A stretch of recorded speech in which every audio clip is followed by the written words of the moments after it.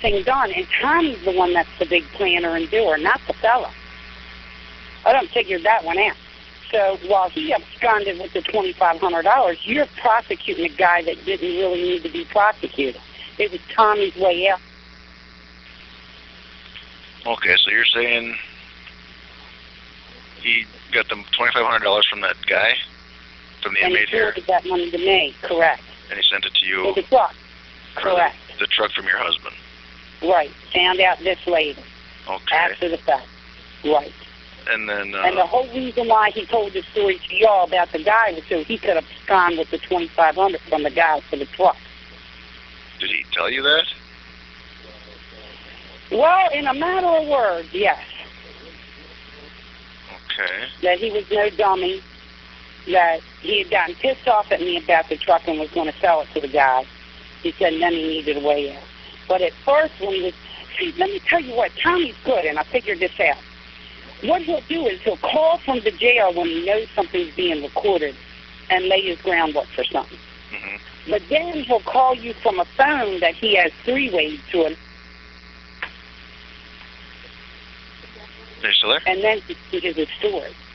You see what I mean? Okay. Right. And he'll call you from a three-way call from the jail and tell you, look, this is why I got to do this because this is the way the jail is. But then he'll call from the jail phone when it's being recorded and say what he wants you guys to hear. He did the same with us. He was here. He flew off the plane. When he got in on the plane, I can tell you right now he was high. And I believe that when he would have these people send these checks to me and then I would send them money, he was paying for drugs in jail. He was high as a kite. He got here the first night, and at first he told us he had to see his PO within 24 hours. Mm-hmm. On the way home, he goes, I got to go see my PO. So we just got off the plane in Florida and waited 2 hours for him to come in from Minnesota. Okay. So my husband dropped him off at the PO. I told my husband, well, if my phone dies, I'll call you back on my home phone, okay? Okay. He tells my husband, well, I'm going to be a while. This is like probably 3:30. I know the place closes at 4. So my husband toys on home. And I said to him, well, where's Tommy? He goes, well, he's going to be a while. I said, well, he's going to need a ride. They're closing soon. What he did is he left there and went to a bar. So while I'm on the way to get him, he's now come home. Now, he sent me money, $4,700, after this Ponzi thing that he took this guy's money from jail that he was going to invest it, you know? Mm-hmm. And the first night he's here, Frank gives him $600 to go out. He's going to go out with my other brother. Well, while I'm up trying to find him, my husband calls. I swing by the house, say, tell him to get in the car. We're going to go get him a mattress and box spring. So in we go. Then after that, we leave. We're going to get something to eat. He wants to eat a Pizza Hut. I don't want to interrupt you, but could you call me back on your home phone? You're breaking up a lot on me here. Let me call you right back, babe. Sounds great. I'll call you right back. All right, thank you. Bye.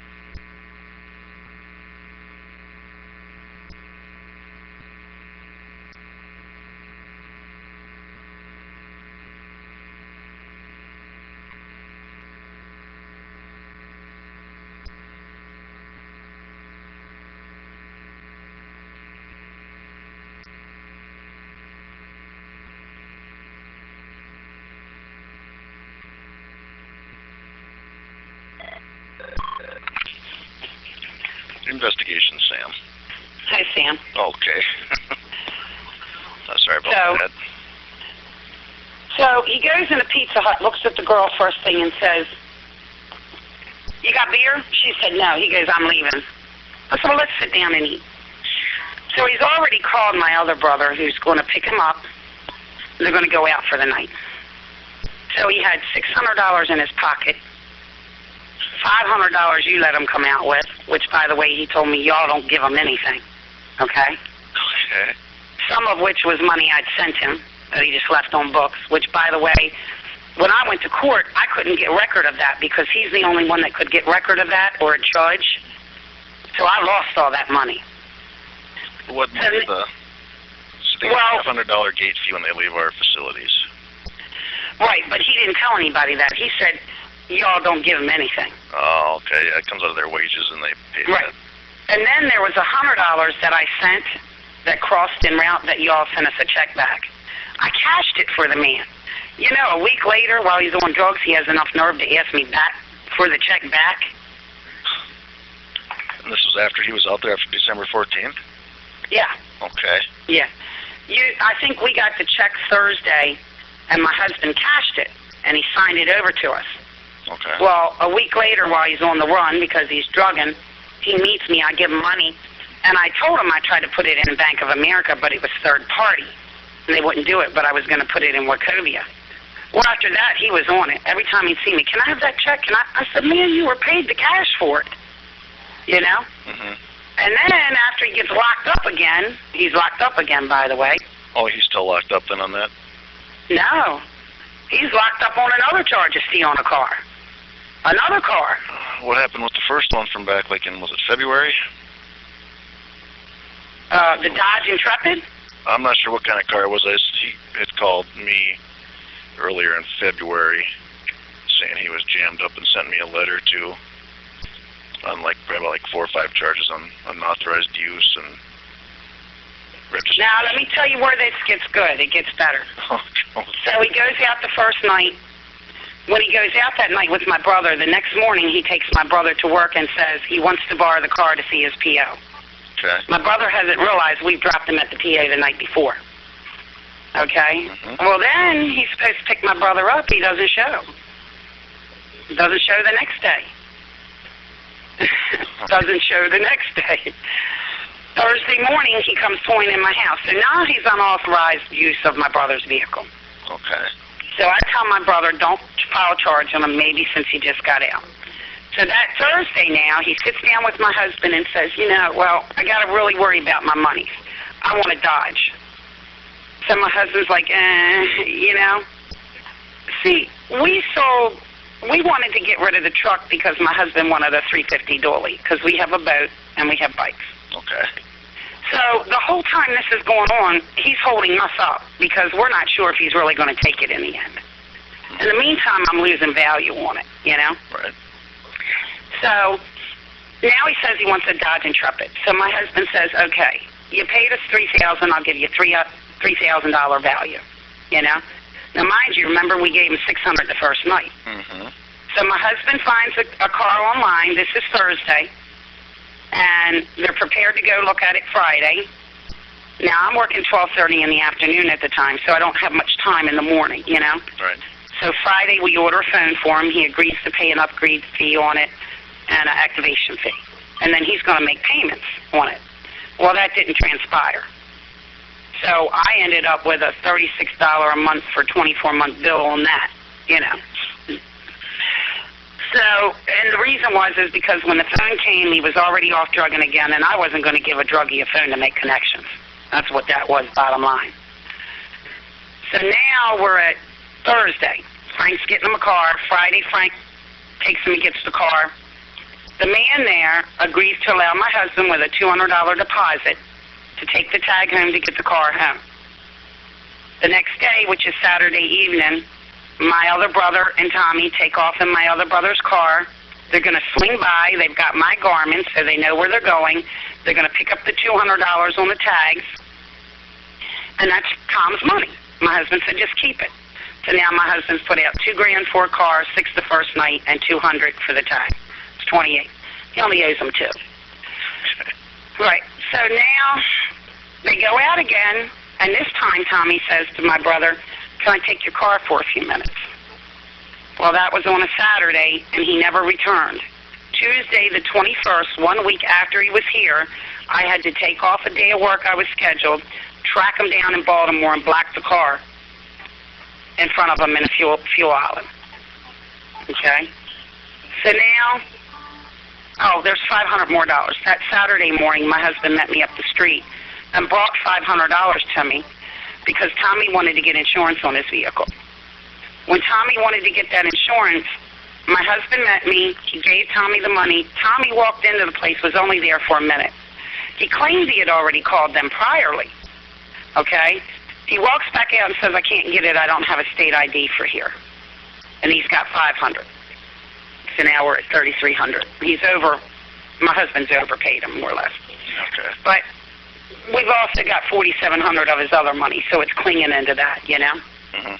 So at that point, they go out. He doesn't show up. Tuesday, I take off work. I block him in. He walks in to get the fuel, and I come out. I've got my car blocking him. I said, Tommy, give me the keys to his car. No, you don't understand. I said, what do you mean I don't understand? I do understand. That same Saturday when they went out, he called me at home 11 o'clock at night and wanted to bring a friend. I come to find out later from my other brother, it was a hooker he wanted to bring to my home. No. A hooker, a prostitute. At that point, I had said, I don't know. He's seeing a friend. I want to show him. I still don't know he's really on these drugs. I just know when I go to give him the insurance money, where did he spend all this money, you know, that he'd had. And, by the way, he didn't tell us about the $500 y'all gave him. We didn't really know about that till the following week. Now, I'm taking him money. This is the 21st. The next day, the 22nd, I take him all his clothes. On phone, he kept yelling about money and clothes, and I said, well, I'll get them all for you. He was to pay me back, which never was paid. Then the 24th, Christmas Eve, he calls me. He's lost his car in the middle of Baltimore.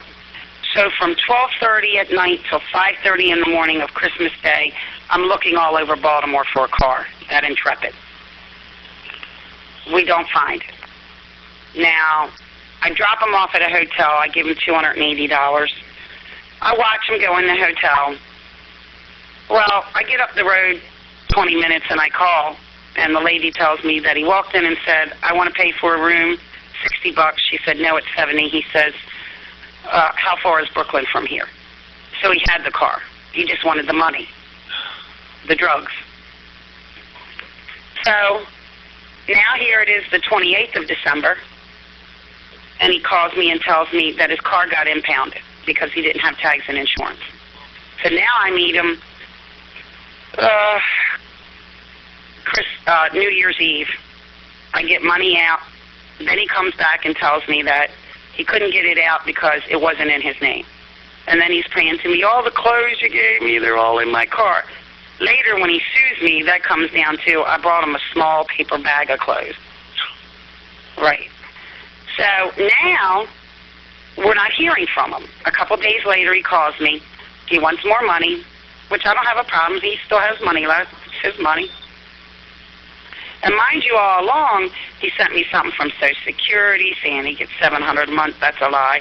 Said he needs a POD because he can't manage money. You know, I'm going to be the one that's going to manage it for him and all this. So now I take him two big things of trash clothes, and he has enough nerve to say to me, how about giving me some of Frank's and your brother's? You know, don't spend a lot of money. I said, when he had my brother's car, he ended up damaging it. And this is a quote. I don't effing know how it happened. I went in the store, and when I came back out, it was just all damaged. Didn't offer to pay it or anything. So now he's telling me he's going to go back to Minnesota and do his time. I meet him at the same Beltway Hotel a couple days after New Year's. I give him more money for fuel. His money's bust. It's been bust. I'm figuring he's taken off. He needs clothes. He needs things. It's my money that's going out now. Okay? Mm-hmm. So we hear from him finally January the 24th. He's locked up. When I met him that night, I'm sitting on the lot waiting. I don't see him. I finally pull up next to this car, and up pops Tommy. It's an Integra. He stole it. I pulled back up where my window faces his window, and I said, where'd you get that? He said, believe it or not, these Mexicans were working on this car, and I said, if I get it fixed, can I have it? It's a junker. Yeah, well, on the 24th, I find out. Now, he doesn't tell me he stole this car. What he tells me is, at first, he tells me, well, they violated me for my probation. So I look on Maryland Judiciary the next day. When he calls me back, I said, well, Tom, if they violated you on your probation in Minnesota, why is it showing a Maryland tag? Then March 25th, I get a call. Now, mind you, he's already sued me. He says, look, are you going to come and get my stuff? You know, June 1st, I go for this, sentencing. They're going to run it concurrent or something. And I said, well, Tommy, I think we need to go to court first. I said, well, what's it for?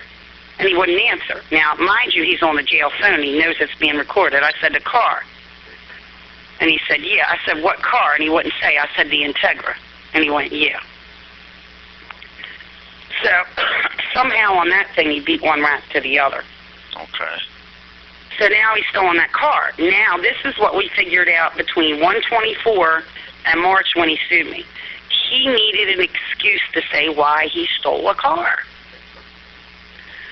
So he calls me in mid-February, and he's telling me as soon as he got locked up, bring me clothes, I need personals, da-da-da. So for 2 or 3 weeks, we got snow I think it was Wednesday and Thursday that week, or Tuesday and Wednesday. Which, when that happens, I work. I'm high essential personnel. Okay. So I'm working 6-7 days. And unfortunately, the place where you got to drop them off stuff is only like Tuesday and Thursday 9 till 9 o'clock. And my shift is actually 12:30 to 9:30, so it's hard to do. Mm-hmm. So finally in February, I get off early. I punch out. I go flying down Baltimore. Don't know where I'm going. I'm calling on the jail phone, and I drop off these clothes. So he tells me in a letter later he'll allow me $100 for them. He'll allow it. He's not going to allow us to deduct $2,000 off for the car because he already paid for the truck once. Mm-hmm. See, I'm just looking at his total figure and deducting everything down. So I dropped that off on a Thursday, and that Monday he calls me and tells me he's suing me. So I felt like I don't need to talk to you. Then he's wanting itemization. And when I dropped off the clothes, I said, look, Tom, I don't think you have the money you think you've got.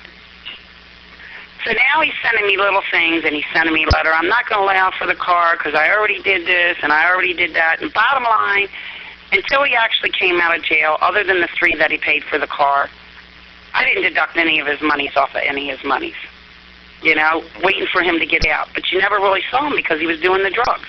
Mm-hmm. So now it's a story of, we don't know really that he's stolen this other car still yet. We still don't know the whole deal with this. So now he's sending me things saying, I want your itemization. Well, I wouldn't give him anything. So he's starting to send me things. So little bit by little bit, he's emitting more and more and more, Mm-hmm.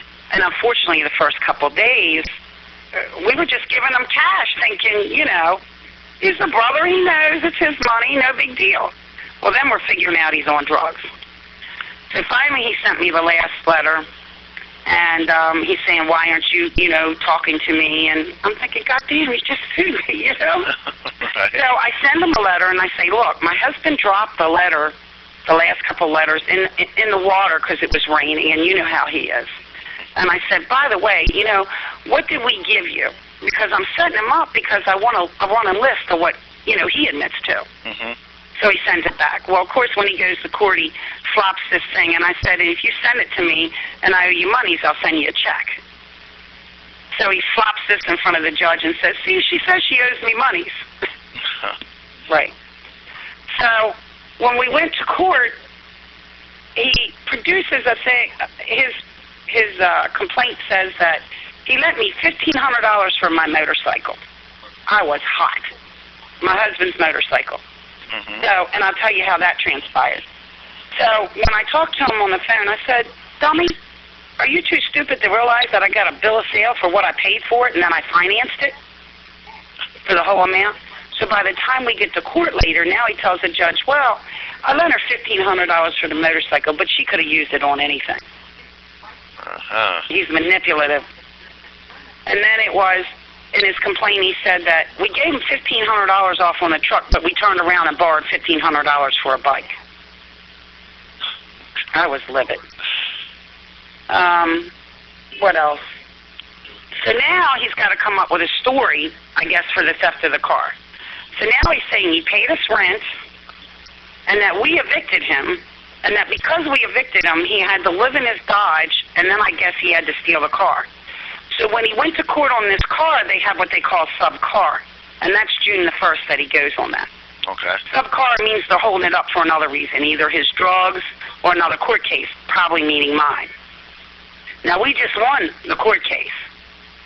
When we first went in, we went to see a mediator. So the first thing I do is plop down one of his letters. The mediator looks at him and says, "You ever see this?" "No." "You recognize this writing?" "No." "Is that your signature?" "No." I was pissed. I said, "What, now we need a handwriting expert?"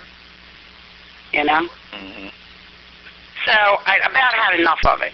So now he's suing my husband for $4,600.60 and suing me independently for $4,660, which is way more money than what he even gave us.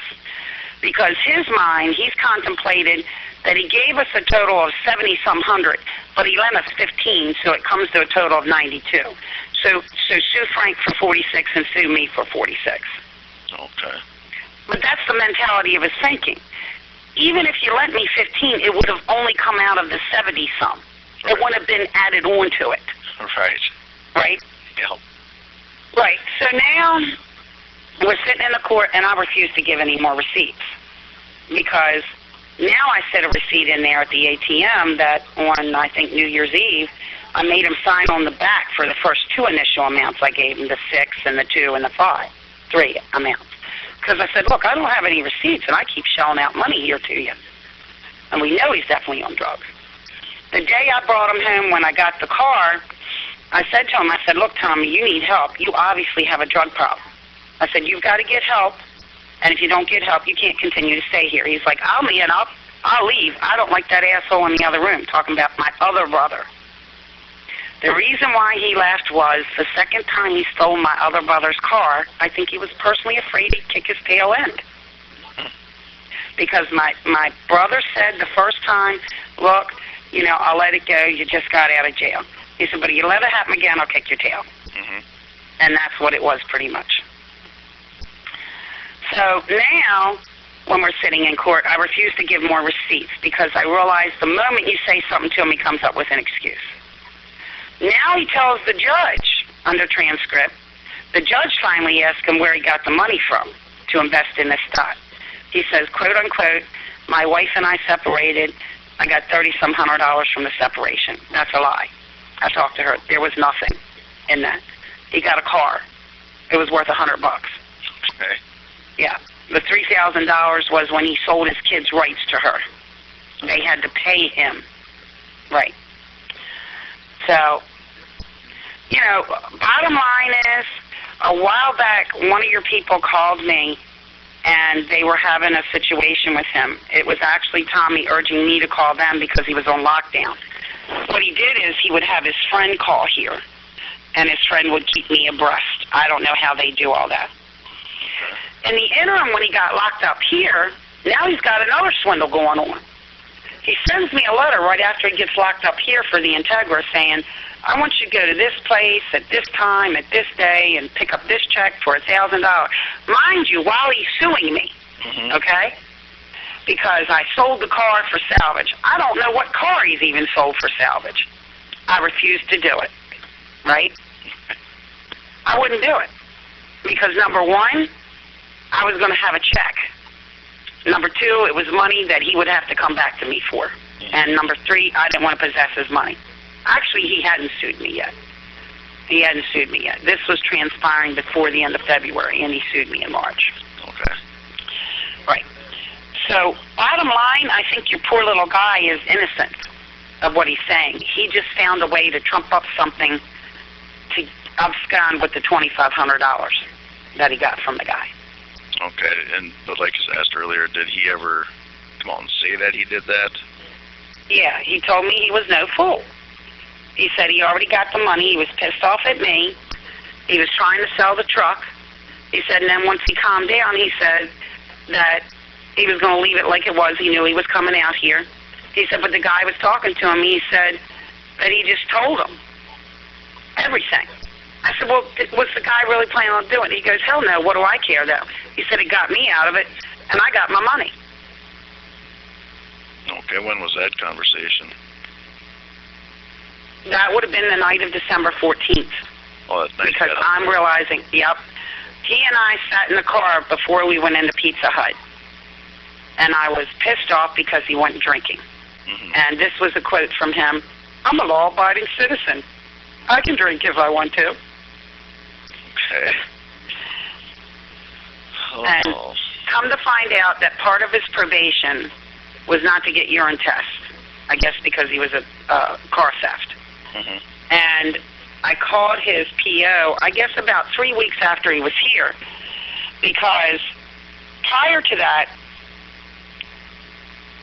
I was trying to get him to get some drug usage after drug help after the first week when he took off. And then I'm running giving him money.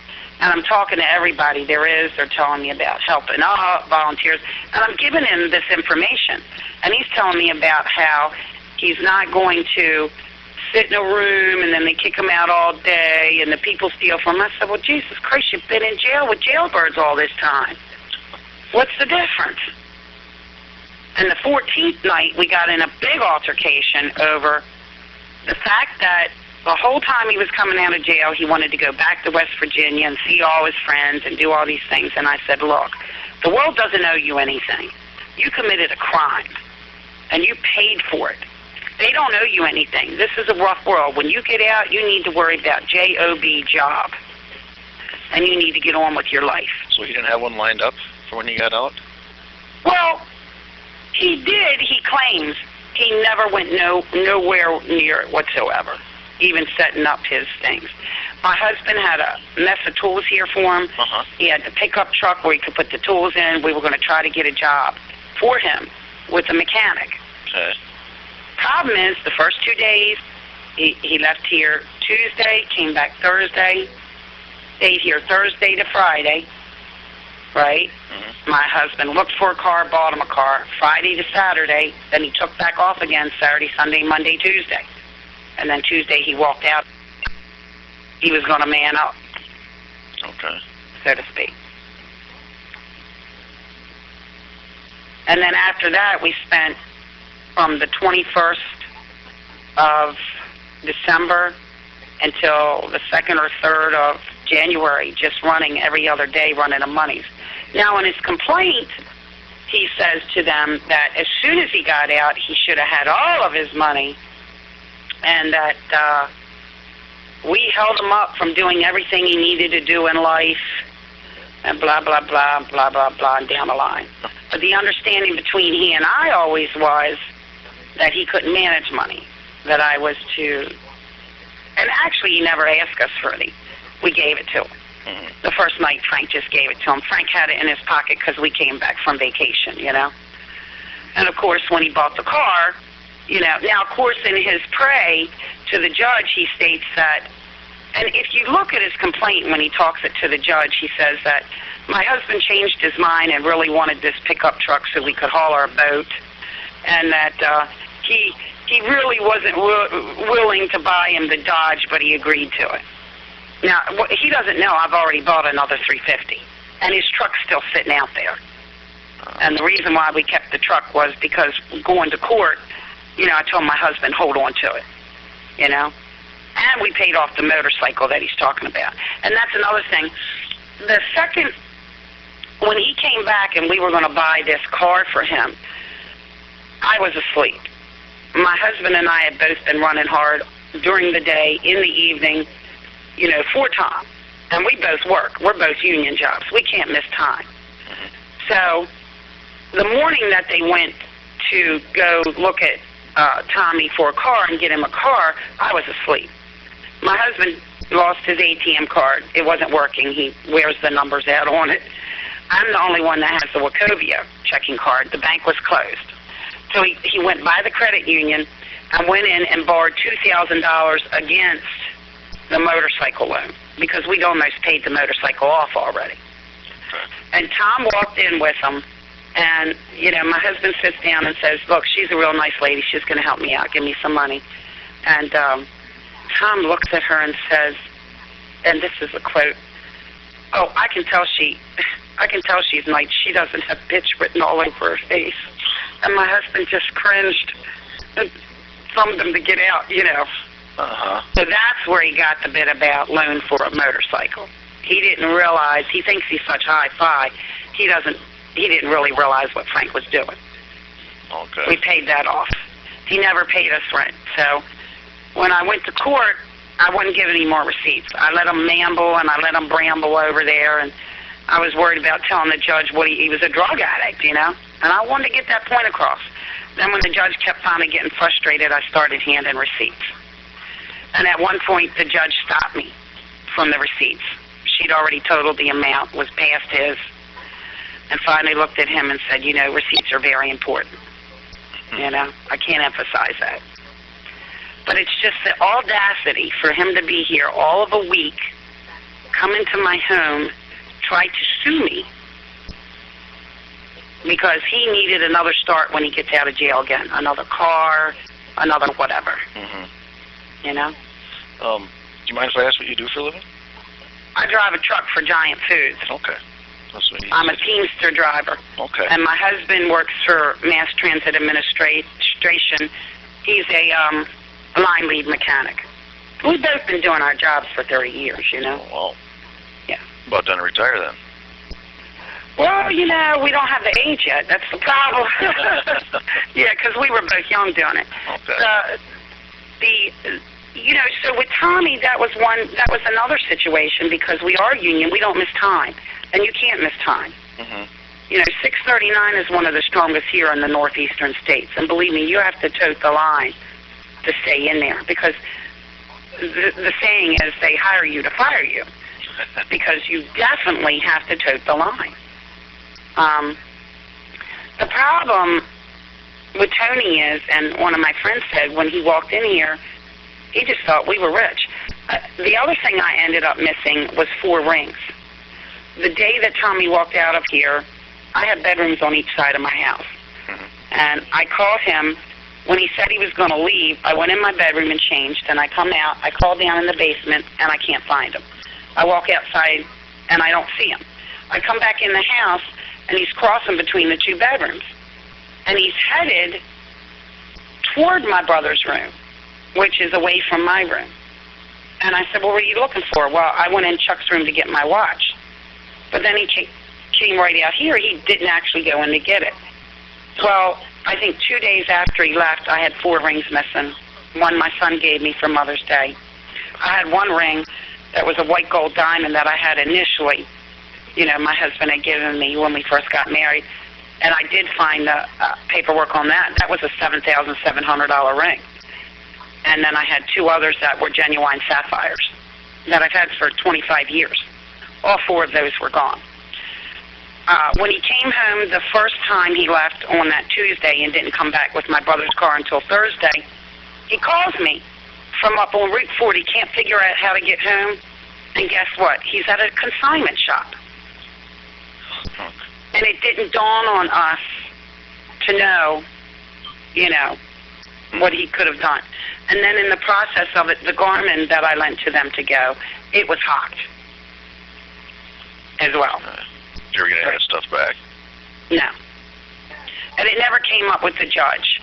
And, you know, for us, we realized this was a loss, and we realized the money's a loss. And we personally can't afford to stay in a courtroom and be suing him forever for it, because, 1, we're not going to get the money, and 2, we don't want to be in a courtroom all day and then going to work all night. Mm-hmm. Understandable. Right. So is he, right now, he's in the detention center in Baltimore? He's in, yeah. Would you happen to have their number at all? Yeah, not really. I can always look it up online. I don't. He's on Eager Street. It's actually called Volunteers of America. He's on Eager Street is where he's at. Volunteers of America? It's It's like a subsidiary of the jail. Let me walk in here a minute and let me get my paper. I can actually go right onto Maryland Judiciary and look it up. So are you the investigator that investigated the man with the truck and all, right, about the judge? Well, I'm the investigator at the prison that your brother came to tell me about what happened. So I'm the first guy he talked to. Right. And then from there I went to local law enforcement, and we went from there. Mm-hmm. So, yeah, I was dealing with him when he got moved to Lino Lakes, and then up north, and then to some other county jails. And I gave him a ride to the airport on the 14th. Well, do you know what else is funny? I never knew about his extensive record. He would always call me and say, well, they're moving me to this prison, and they're moving me here, and they're moving me there. Well, I finally went on to one of your sites and found out he just has a slew of charges that's unreal. You mean like past criminal history? Yeah. Oh, okay. Yeah. Let me go on here, and I'll try and find it for you.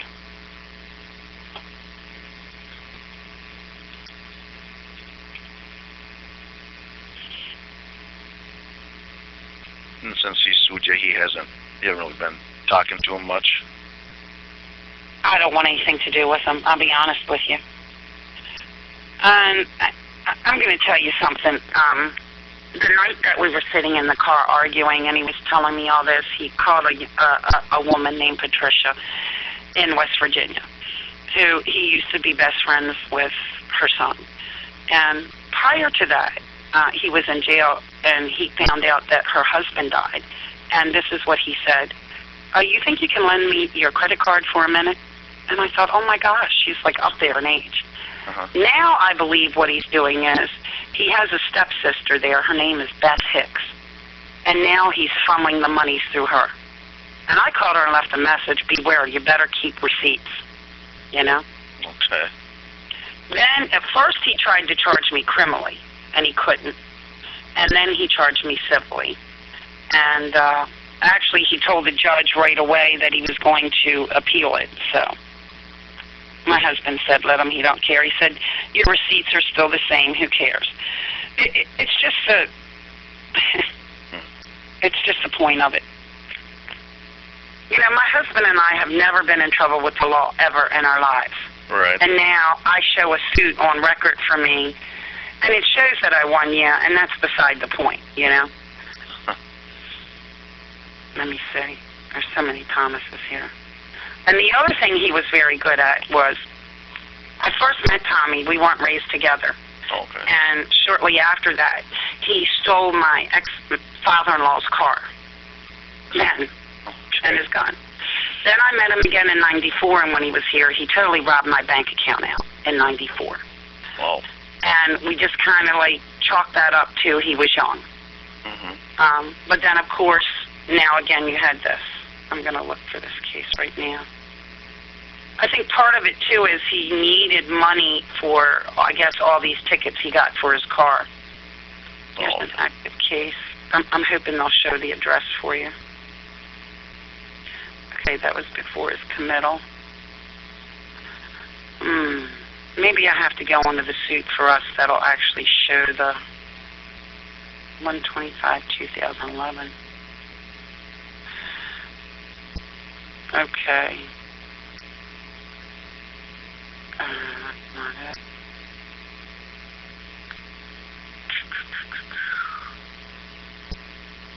$316. Okay. 3/16, January, February.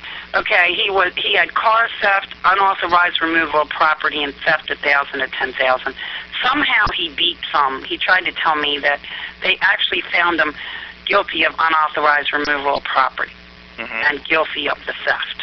Yeah, a lot of times they'll plead it down into one charge. Well, he's real smart like that, yeah. Yeah, they'll do that with pretty much everybody.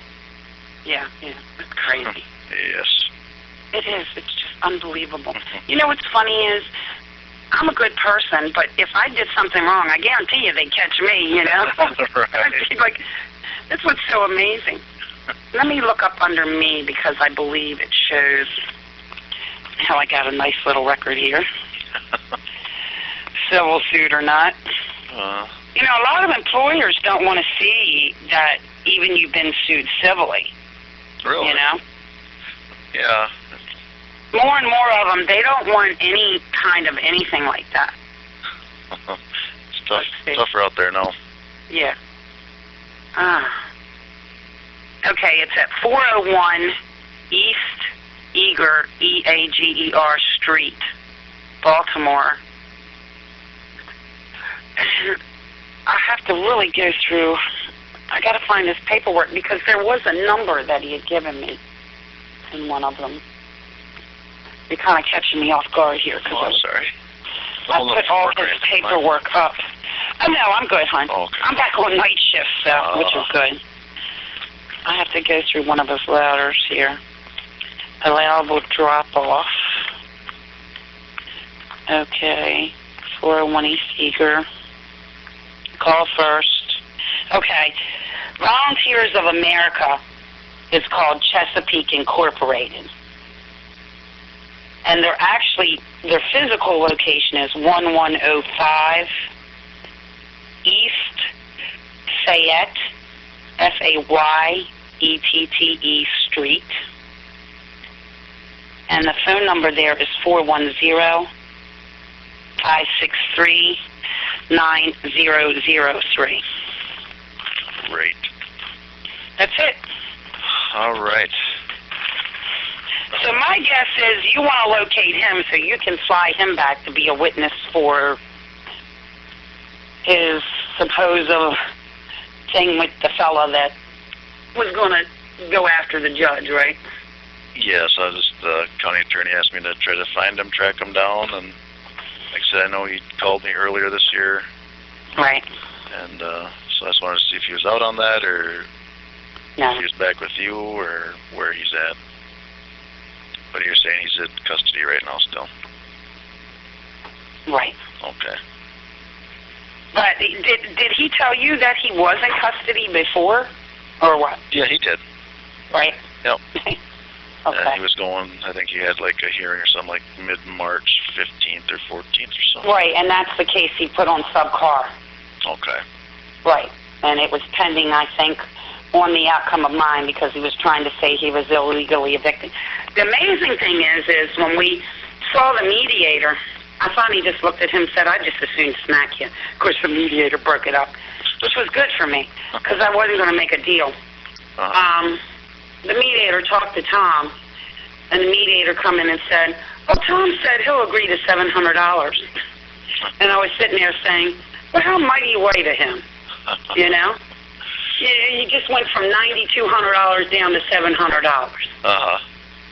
So I said, no. My husband says, I'll pay him $100 just to get him to finalize it. I said, no. I'm not paying him 1 red cent.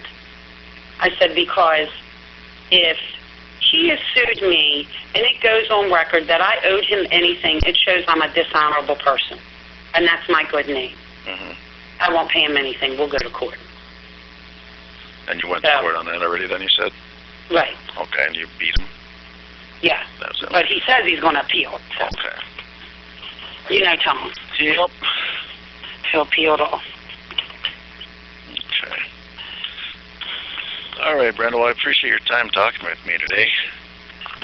Got an earful, didn't you? I learned a lot today, yes. Yeah. So, but the whole world's doing Tommy wrong. Of course. Well, do you know, when I looked at this case file at Minnesota, he hasn't worked much in his life. Okay. I think he made $29,000 all his whole life because his Social Security came here. He sues literally everybody he has any contact with. He sued his employer and his other employer, and he sues the people, and, you know, he plays the big dummy. Now, look, this is what's so pathetic. You supposedly get evicted, and you stay out on the streets from December 21st to December 24th when you get locked down. And then when you get locked down, then you decide to file for illegal eviction by filing a suit. He's so knowledgeable in that he's been evicted before. Why didn't he call the police right then and there if he thought we were evicting him illegally? All right. Yeah, it just becomes, we just became the people he was going to use to get some money to do his next scam. Yep. Unbelievable. You think you'd go right down to the police department and report you right there that same day? Oh, yeah, if somebody was violating him, you sure think he wouldn't know the law? Mm-hmm. He knows it better than we do. The funny thing is you see how all this transpires, and you know what he's doing, but can you stop him? You can't. They're going to do it anyway. Yep. You sit down and reason with them and everything else, you can't. I don't know how you do your job. You know what? I'd wring all their necks. It'd just be easier for me to go in and choke them, you know. I told him that, and he goes, you wouldn't do that. You wouldn't win your case. I said, no, I wouldn't do that because I wouldn't end up in jail like you. Because I have enough sense. And I mean, the mediator's just sitting here listening to it. And the mediator looks like, I can tell you're all family. And you have such... And I'm sitting here thinking, family just went out the window with me. And then he's sending me letters going, and see, everything that he does for a reason. Mm-hmm. He calls me up on the phone and says, I think I know, I sued you by now. Family shouldn't be that way. But then he would call me through someone else and go, oh, look, don't turn your back on me. I know I messed up. He's good. It took us a while to figure that out, though. Because we thought his mood changes were from the drugs. But what it was the play he was playing. Okay. Now, let me ask you a question. Yes. You guys record their calls. How is it they get calls out of there that aren't recorded? No, they shouldn't. They do. All the time. From the prison here? Yes. Yes. Well, a lot of times they'll use somebody else's PIN number. So, I mean, they may go that way, but it's always recorded. It's just a matter of finding it. Yeah, but somehow they got... Yeah, well, that's true. Yeah, he did have a buddy. No, they would have the buddy's wife that would connect the call up. Yeah, it's still recorded. Oh, okay. But they can, like I said, they'll use, his number is 166109. Right. But he'll use a buddy's number. So, if we need to look for calls for Thomas, we can run different things. You're running friends and all, yeah. Yeah. So it's just a matter of finding it. Right. He's going through, you get legal calls. Right. And those aren't recorded. Well, he does that. He's done that. He's had this lawyer girl he was working with call. He called her, and then she called me. Is that Jan? I think so, yeah. So and then he had a phone, and then she would forward the call to you? I don't know if she was forwarding it or he was trying to act like he was calling through them or something. I don't think she was. I think she's kind of pissed off at him. I think he tried to do something with her. I'm not sure. Okay. There's a lady that was involved where somehow he would use another guy's PIN number, I think, like you're saying. That guy would call his wife. Then his wife would keep him on hold on one line, and then she would call from her phone and call my phone number and hook the two calls up on three-way. Yeah, right. They do that a lot here. It's cheaper that way. So, call forward, you call a cell phone, you can forward that number on to somebody else. You know what the really scary thing is, and my husband and I, what we were worried about is this guy that he supposedly set up with this thing that was going to kill a judge, he says. Mm-hmm. When we found that out at first, we were concerned about the fact that he was coming here, that if this guy was going to kill a judge, he would kill us. Okay. To get to Tom, you know what I mean? Uh-huh. So then once I found out the thing with him was a scam, it really didn't worry me so much, except that the guy's still in trouble for Tom. You understand? Oh, yeah, I'll be letting so they got the phone with you, I'll be calling the police department here and running everything that you've told me through them. So you might be getting another call from a detective from the Faribault Police Department. So my other concern is he set this guy up, so this guy might want to come after him now, you know? Well, I don't know if the guy would do that. Who knows? If he wants to. Well, that's what my husband said when he was gone. That's it. He's not coming back. Mm-hmm. And I don't blame him. Coming back? Tom's not coming back? Oh, no. No, he cannot live here. Yeah. Mm-mm. Come on. Yeah, I understand totally. Hello. You know? So. So, like I said, Brenda, someone might be calling you then from the Faribault Police Department. Right. Okay. Yeah, I do. Have a heads up on that. I do have letters. Where wasn't there something too with the guy where he was involved with $2,500? He claimed he gave the $2,500 through his lawyer to Tommy for a truck. I'm not sure. It was. I'm pretty sure it was. That's the part that Tom told me about.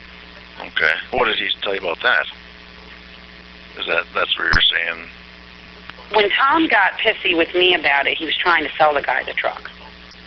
When was that? Do you remember? I think it was summertime sometime last year. Okay. Last year, year before.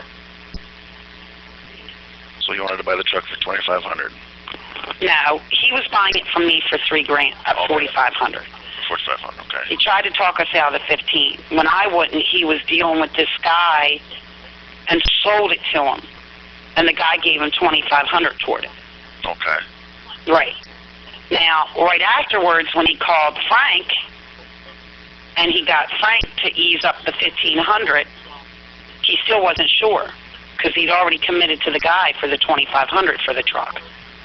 See? Okay. Right.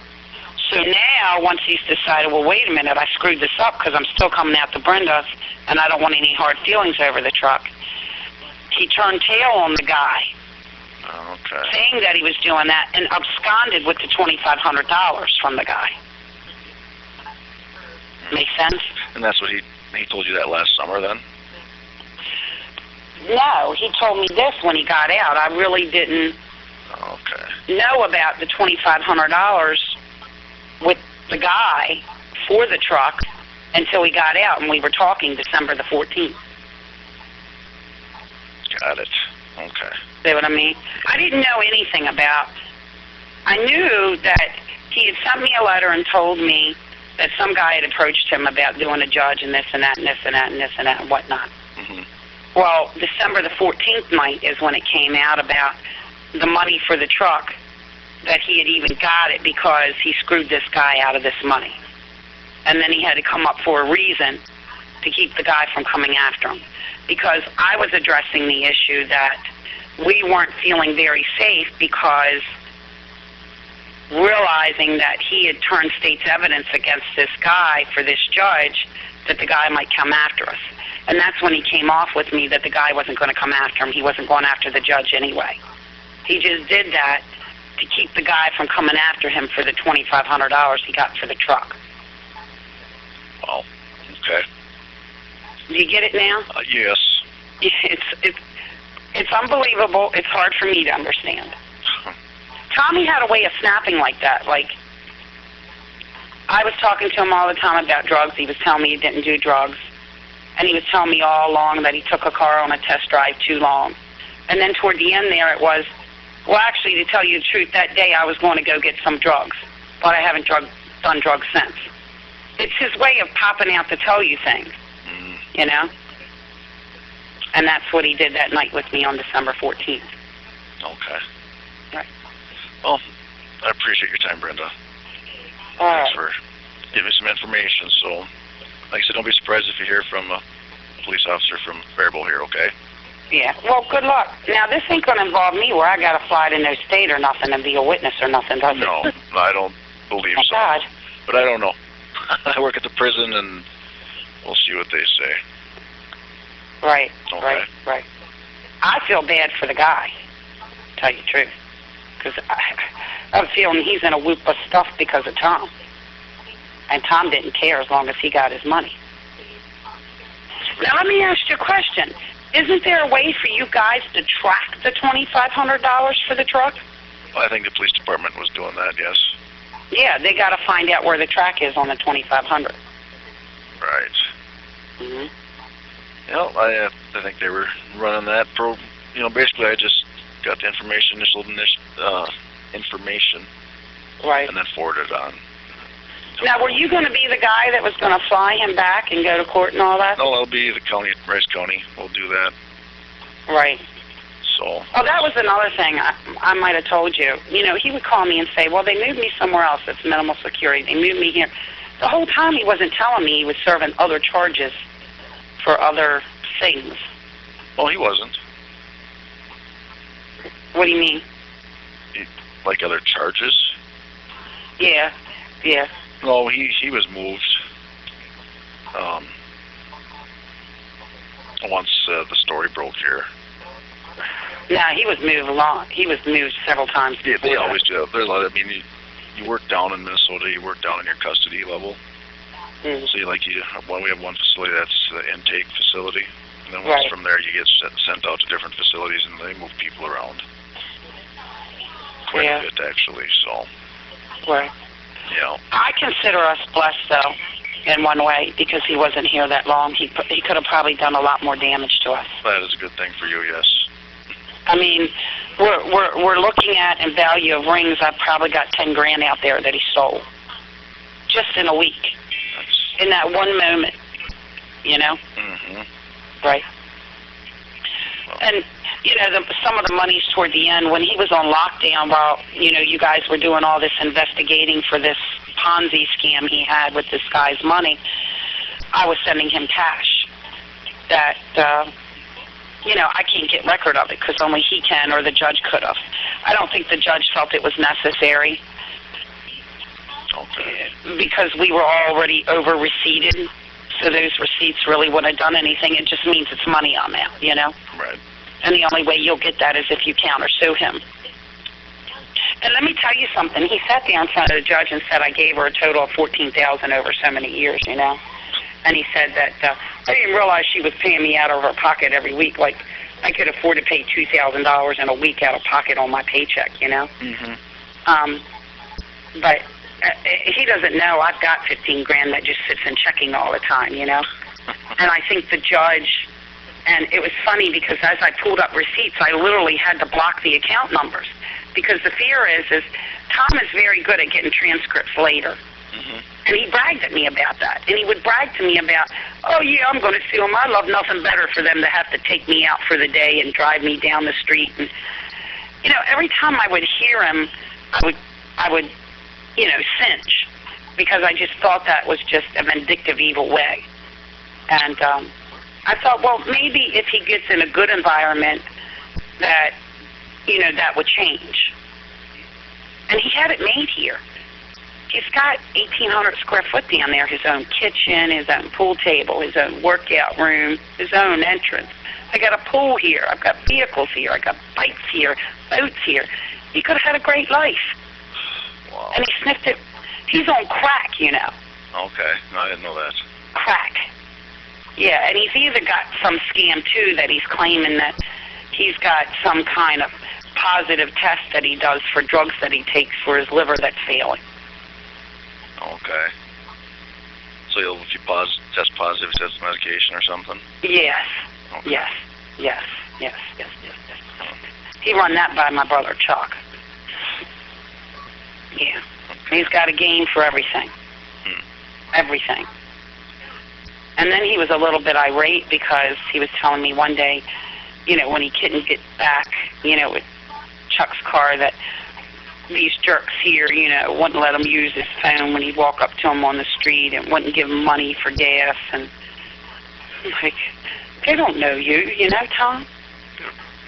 They're not obliged to give to you because you stand on the street and ask them. Mm-hmm. It's just amazing, the mentality. You just can't get over it. Still can't get over it. But good luck in your endeavors. I am here if you do need me. All right. If I have to do whatever, I have to do whatever. All right, Brenda. Well, thank you again. But I'm real sorry for this fella.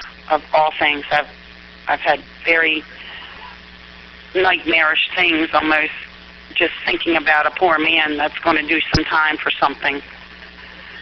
Just because he was involved with a truck deal with Tom. Yeah, they want to pay $2,500 back. That doesn't sound right. Yeah. All for $2,500. Right. And this man may pay for it for however long he may pay. The other thing I'm curious is about the man. I tried to look up the man that he took the money from jail, but I didn't know where his address was. I even tried to do like a Zava search thing to try to make some contact with him to find out exactly what that thing was all about. And I think he sued the warden there, too, at the jail over that one. Sued the warden, sued, I think, one of the investigators or something. And I don't know.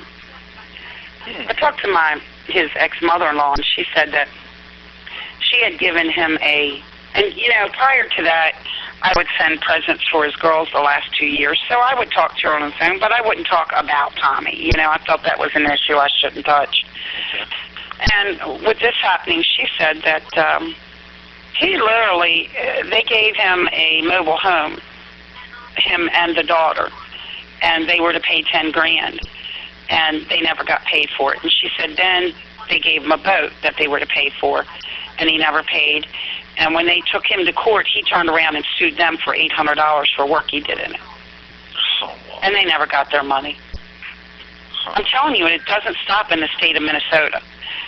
In the state of Maryland here, he was here in, I guess, the late 80s when he stole my father-in-law's car, and then he was here in the 90s when he robbed me. And my conversations with him on the phone from the jail, he found out my father-in-law died. So he had that wiped off his record right away. And now again here, and he's stolen a car. And West Virginia, I hear, is even worse. I was talking to the older woman there, and she told me that one time he just stole a brand new car and drove it off of a cliff. Oh. And was never caught for it. Okay. Yeah. Yeah. Yeah. And like I said, when I found all the Minnesota charges, I was just floored. I just had no idea. None. I got a 3-inch printout on them now. Which, of course, he made it very clear when we went to jail in front of the judge that that was all irrelevant to the case at hand. To the point where the judge finally looked at him and said, I'll say that if it is. You know. Oh, great. Well, I wish you luck with them. Yeah. And, I have one other question now, and I wonder if they'll be able to tell me. When he did sue the jail, it says that there was some kind of concession or conciliation. What does a conciliation mean? When did he sue the jail? Was it a jail, or did he sue the Department of Corrections? Oh, well, is there a difference? Yeah, well, we have, like, county jails. Like where you sit now, or you can sit in a prison where you would have to get sentenced for your crime. You come to prison. I got the sheet on it. He sued the warden, and he sued, this was where he would have been in June of last year, somewhere in there. He sued the warden. I think he sued the investigator. And, yeah, because they were investigating him over the money that he took from this man. Oh. And evidently the man got out of jail. When the man got out of jail, he wanted his money back, and Tommy didn't want to give that money back until he was getting out in December because he was making money off of it, see? Okay. Right. But I noticed on the case it said conciliation, you know? Maybe mediated something out of it then, I'm not sure. So he made a deal again. Yeah, they might have. That wasn't at this facility. Right, so I'm not sure what happened with that. Now, can you guys pull all that up, though? No, because if he sued, it'd be through I think Washington County there is where that one was at. Let me see, because I got that sitting right here, too. Hold on, because I got that in that record stuff he had.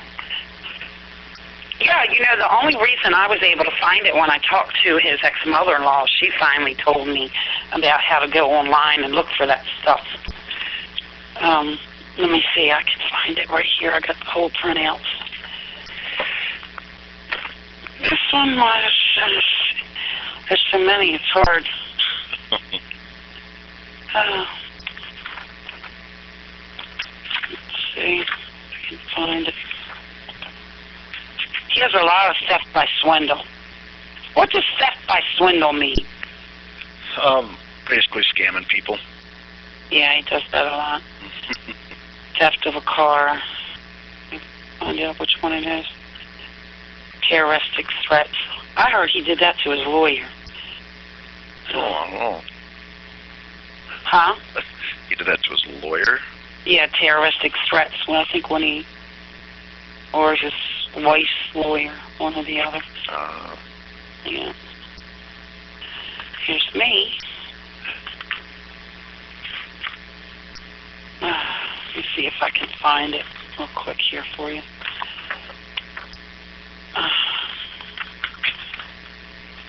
State of Minnesota. The state of Minnesota, so he sued? Wait a minute, that was the state of Minnesota versus him. Hold on. It's one of these ones that they have a lot of forged checks. Hold on. Forged check.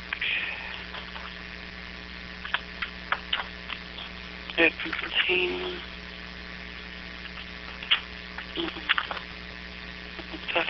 check. There's just so many.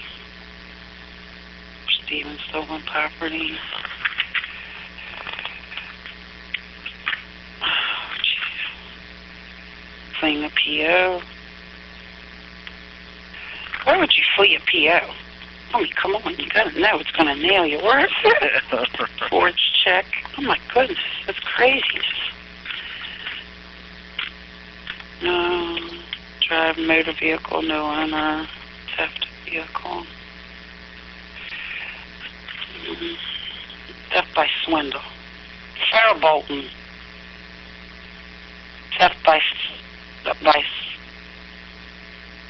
Theft by swindle, convicted, dismissed, convicted. Yeah. Wait a minute, he's the defendant. I might have that in the actual paperwork with me because I thought that was relevant to the money. Duluth. He even sued his employers and apartment complexes for illegally. And the garage he worked at. Oh my goodness, real. All right, Brenda, I suppose I should get going here. Yeah, if I find that and they happen to call me again, I just, I didn't see what happened on it, so I just wondered what that conciliation thing was. Probably some deal he made again. Right. Yeah. Okay. All right. Again, thanks for your time. All right. Have a good one. You too. Bye-bye. Thank you.